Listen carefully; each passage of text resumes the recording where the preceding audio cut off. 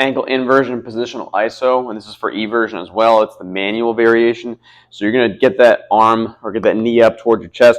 You're going to take your foot inward if we're going into inversion, and we're simply going to find which position is giving us either pain or which position we're trying to train. So from here, I can start this motion by simply taking my foot slightly into inversion. So these connective tissues on this side are just slightly being stretched. We're simply going to hold this position and then drive my foot that direction. My hand is going to prevent me from doing that. So from this position, I'm going to drive my foot, my left foot towards the left, but my hand's going to keep it there, and I'm simply going to hold this for however long the sheet says. It could be 10 seconds, could be 20 seconds, could be up to a minute or even 2 minutes. Whatever the sheet says, we're holding it at that position.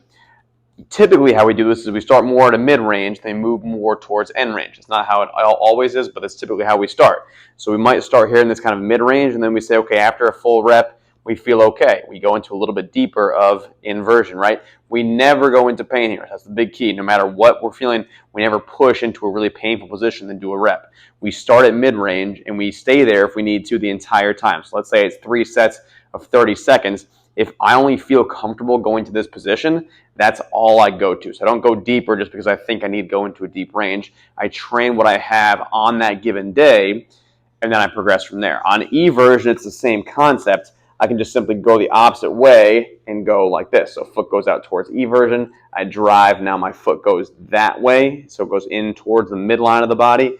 And again, against a movable object like my hand. So from here, I drive my foot in. I use this stuff on the inside of my ankle, and I squeeze and I rotate. Make sure you get a good grip on it. And I try to drive my foot inward there as best I can. Again, usually starting more mid-range, then working more towards end range. But if you are at a point where, hey, we're just trying to train end range of that ankle, like super deep into inversion, we can go as far as we can here. If, let's say, we have a lot of range of motion already, then our goal is, we're going to try to get as deep as possible into this inverted position and then do some contractions, again, driving out as best as possible. We can also do some different variations with inversion and dorsiflexion, plantar flexion, and then inversion and dorsiflexion where we're pulling the toe up towards the shin and driving out from that position, training different lines of tissue, different lines of tension in that ankle joint. Again, no matter what, always staying away from pain and trying to stay go as hard as possible without increasing pain levels.